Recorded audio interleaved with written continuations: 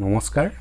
মৰমৰ ছাত্ৰ-ছাত্ৰীসকল তোমালোক সকলোকে ষ্টাডি কৰ্ণাৰ আসামৰ আন এটা ভিডিঅ'লৈ স্বাগতম জনাইছো আজিৰ এই ভিডিঅ'টিত আমি শংকৰদেৱ শিশু বিদ্যা নিকেতন ক্লাছ 8ৰ সমাজ বিজ্ঞান কিতাপখনৰ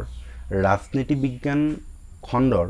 প্ৰথমটো পাঠ অৰ্থাৎ তোমালোকৰ পাঠ নম্বৰ 21 সংবিধান আৰু ইয়াৰ প্ৰয়োজনীয়তা নামৰ লেসনটোৰ যিখিনি প্ৰশ্ন আছে সেই প্ৰশ্নৰ উত্তৰসমূহ আলোচনা কৰিম তো যদিহে তুমি এই চেনেলটোলৈ পোন প্ৰথমবাৰৰ বাবে আহিছা তেন্তে চেনেলটো সাবস্ক্ৰাইব কৰি লবা আৰু কাষতে থকা বেল আইকনটো প্ৰেছ কৰি দিবা যাতে এনে ধৰণৰ ভিডিঅ'সমূহৰ নটিফিকেশন সময়মতে পোৱা আৰু যদি ভিডিঅ'টো ভাল লাগে তেনেহলে এটা লাইক কৰি দিবা ঠিক আছে তো এতিয়া আমি আগবাঢ়িছো ইয়াৰ প্ৰশ্নসমূহলৈ উত্তৰ লিখা প্ৰথম 1 নম্বৰৰ বাবে দিছে ক দিছে ৰাষ্ট্ৰৰ সৰ্বোচ্চ বিধি কি উত্তৰ ৰাষ্ট্ৰৰ সৰ্বোচ্চ বিধি হল সংবিধান গতিকে আমি গম পালো ৰাষ্ট্ৰৰ সৰ্বোচ্চ বিধি হল সংবিধান ঠিক আছে তোমালোকে মন দি শুনি যাবা লগতে তোমালোকৰ প্ৰশ্নবোৰৰ উত্তৰসমূহ মুখস্থ হৈ যাব ঠিক আছে খ নম্বৰটো আছে আং সান সু কি কোৰ মানুহ উত্তৰ লিখা হৈছে আং সান সু কি ম্যানমাৰৰ মানুহ গতিকে আমি গম পালো আং সান সু কি ম্যানমাৰৰ মানুহ হয় নহয় তাৰপিছত নেক্সট গ নম্বৰ প্ৰশ্নটো আছে নেপালত এতিয়া কেনে শাসন চলিছে উত্তৰ লিখা হৈছে নেপালত এতিয়া গণতান্ত্ৰিক শাসন চলিছে গতিকে আমি গম পালো যে নেপালত এতিয়া গণতান্ত্ৰিক শাসন চলি আছে ঠিক আছে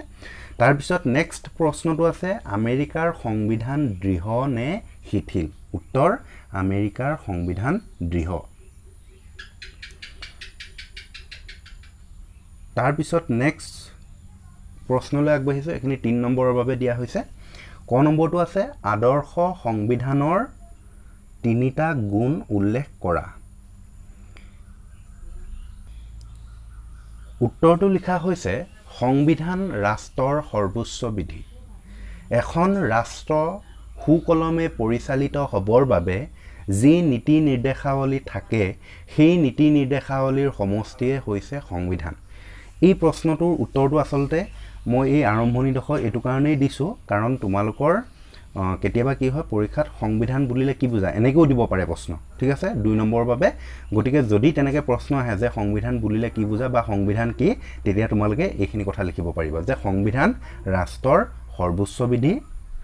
এখন ৰাষ্ট্ৰ সুকলমে পৰিচালিত হ'বৰ বাবে যি নীতি নিৰ্দেশাৱলী থাকে সেই নীতি নিৰ্দেশাৱলীৰ সমষ্টিয়ে হৈছে সংবিধান তাৰপিছত ঠিক আছে তাৰপিছত প্যাৰাগ্ৰাফ চেঞ্জ কৰি লিখিবা আদৰ্শ সংবিধানৰ তিনিটা গুণ তলত উল্লেখ কৰা হ'ল 1 নম্বৰ লিখা হৈছে সংবিধানখন সহজ আৰু স্পষ্ট ভাষাত সকলোৱে বুজিব পৰাকৈ লিখা হ'ব লাগে সংবিধানখন সহজ আৰু স্পষ্ট ভাষাত যাতে সকলোৱে বুজিব পৰাকৈ লিখা হ'ব লাগে ঠিক আছে তাৰপিছত 2 নম্বৰটো আছে সংবিধানত মৌলিক নীতিবোৰহে সন্নিৱিষ্ট কৰিব লাগে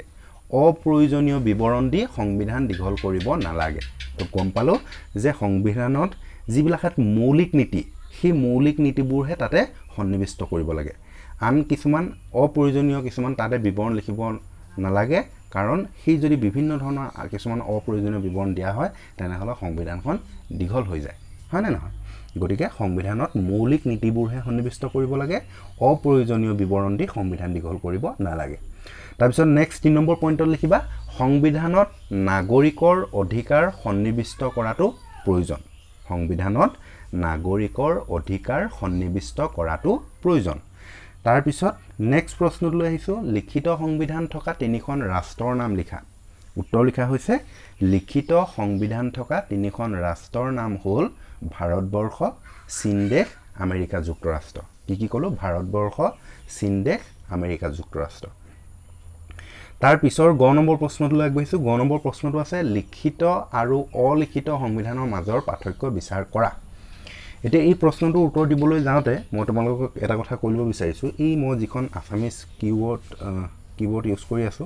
তাতে কিছুমান আসলতে টাইপিং কৰিলো আখৰবোৰ তেনে ধৰণে নাহে গতিকে তোমালোকে এই ক্ষেত্ৰত অকমান চাবা যে ই আৰুটো সকলোৱে জানায় আৰুটো তোমালোকে এনেকে আ ৰয় ৰু এনেকে লিখিবা হয় না ইয়াতে আসলতে নবহে মই এনেকে লিখিব বিচাৰিলো ইয়াতে এনেকেই বহি যায় ৰথ চৌকাৰে ৰুৱে হৈ যায় ঠিক আছে গতিকে তোমালোকে শুদ্ধ কৰি লিখিবা বহিত এবাৰ ওপৰলৈ আগবাঢ়িছো যিবোৰ সংবিধান লিখিত ৰূপত থাকে এতিয়া এই ৰূপটো তোমালোকে লিখিবা তোমালোকে এনেদৰে লিখিবা মই লিখি দিছো এনেকে লিখিবা দেই লিখিত ৰূপত এনেকে লিখিবা ৰূপত থাকে সেইবোৰ সংবিধানক লিখিত সংবিধান বোলে এনে সংবিধান স্পষ্ট আৰু নিৰ্দিষ্ট আনহাতে অলিখিত সংবিধানবোৰৰ কোনো বিষয় লিখিত ৰূপত নাথাকে বিভিন্ন সময়ত প্ৰচলিত প্ৰথা পদ্ধতি ৰীতি নীতি ঐতিহ্য পৰম্পৰা ইত্যাদিৰ ওপৰত ভিত্তি কৰি অলিখিত সংবিধান সৃষ্টি হয় আকৌ মই পঢ়ি দিছো এটো যিবোৰ সংবিধান লিখিত ৰূপত থাকে সেইবোৰ সংবিধানক লিখিত সংবিধান বোলে এনে সংবিধান স্পষ্ট আৰু নিৰ্দিষ্ট আনহাতে অলিখিত সংবিধানবোৰৰ কোনো বিষয় লিখিত ৰূপত নাথাকে বিভিন্ন সময়ত প্ৰচলিত প্ৰথা পদ্ধতি ৰীতি নীতি ঐতিহ্য পৰম্পৰা ইত্যাদিৰ ওপৰত ভিত্তি কৰি অলিখিত সংবিধান সৃষ্টি হয় তাৰ পিছত নেক্সট প্ৰশ্নটোলৈ আহিছো সংবিধান সংশোধন কিয় হ'ব লাগে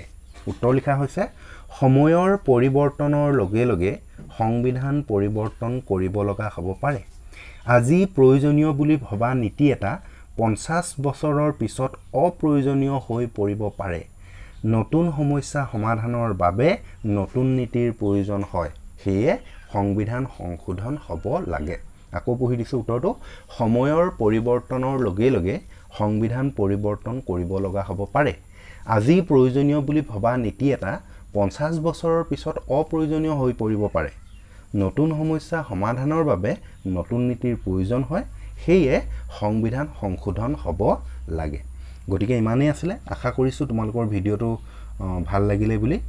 আৰু যদিহে ভিডিওটো ভাল লাগিলে লাইক কৰি দিবা আৰু তোমালোকৰ বন্ধুবৰ্গলৈ শেয়াৰ কৰি দিবলৈ নাপাহৰিবা যাতে মই তোমালোকৰ বাবে এনে ধৰণৰ ভিডিওসমূহ বনাই থাকিবৰ বাবে যথেষ্ট মোটিভেট হওঁ ঠিক আছে ধন্যবাদ